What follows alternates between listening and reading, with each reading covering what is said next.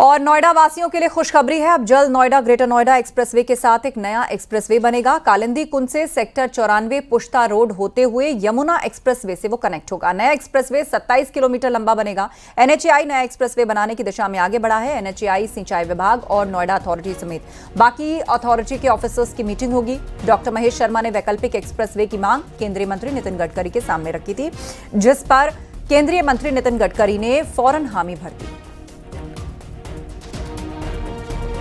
ये एनएचएआई के जितने रोडे बन रहे हैं, अभी 1,20,000 करोड़ रुपए के काम हम दिल्ली एनसीआर में और दिल्ली में कर रहे हैं। 60,000 करोड़ के काम हमने पूरे किए और आज महेश जी ने बताया जो सुझाव दिए उसका भी हम गंभीरता से विचार करेंगे। हमारे पास पैसे की कोई कमी नहीं है। 40-50 हजार करोड़ तो हम यूं लगा देंगे।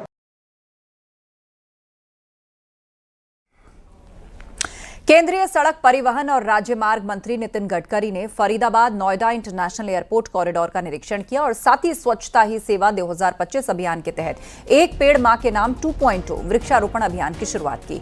वहीं नोएडा इंटरनेशनल एयरपोर्ट में एंट्री और एग्जिट के लिए दयानतपुर गांव के पास 270 करोड़ की लागत से 8 लूप बनाकर के तैयार हैं।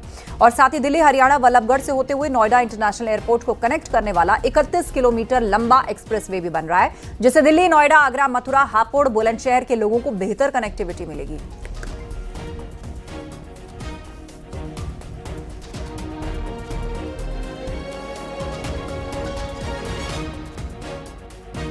इस वक्त हम नोएडा इंटरनेशनल एयरपोर्ट के पास मौजूद है। दरअसल में मेरे ठीक पीछे आप देख पाएंगे कि नोएडा इंटरनेशनल एयरपोर्ट है और यहाँ पर 8 लूप बनकर तैयार हो गए हैं। आपको बता दें, ये 8 लूप में जो इनको ग्रीनफील्ड के तौर पे विकसित किया जाएगा। खास बात ये होगी कि इंटरनेशनल स्तर की ग्रीनरी आपको यहाँ पर देखने को मिलेगी।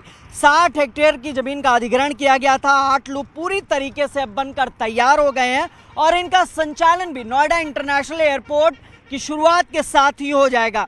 270 करोड़ रुपए की लागत से इसे इंटरचेंज को तैयार किया गया है और बेहद खूबसूरती के साथ, यानी जो लोग हाथरस, अलीगढ़, मथुरा, गाजियाबाद, इन तमाम जगहों से आते हैं वो इन लूप के जरिए चढ़ के सीधे इंटरनेशनल एयरपोर्ट जा सकते हैं। दयानतपुर गांव के पास ये 8 लूप बनाए गए हैं बेहद खूबसूरती के साथ। और अब इन 8 लूप के आसपास जो आप इस वक्त देख पा रहे हैं कि लगभग बनाया जा रहा है, यहाँ पे बेहद खूबसूरती के साथ इसे ग्रीनफील्ड के तौर पे विकसित किया जाएगा। मेरे ठीक पीछे आप रास्ता देख पा रहे हैं, ये रास्ता सीधे दिल्ली वल्लभगढ़ की ओर जा रहा है और ये 31 किलोमीटर लंबा एक्सप्रेसवे है, यानी यहाँ से एयरपोर्ट की सीधी कनेक्टिविटी होगी।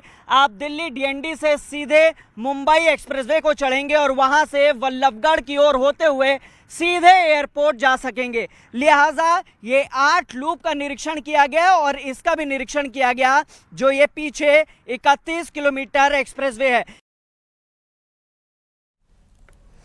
वहीं केंद्रीय राज्य मंत्री अजय टम्टा ने कहा कि जेवर एयरपोर्ट के शुरू होने के बाद ट्रांसपोर्ट दबाव को देखते हुए नया एक्सप्रेसवे बनाया जा रहा है, नए रोड नेटवर्क विकसित किए जा रहे हैं।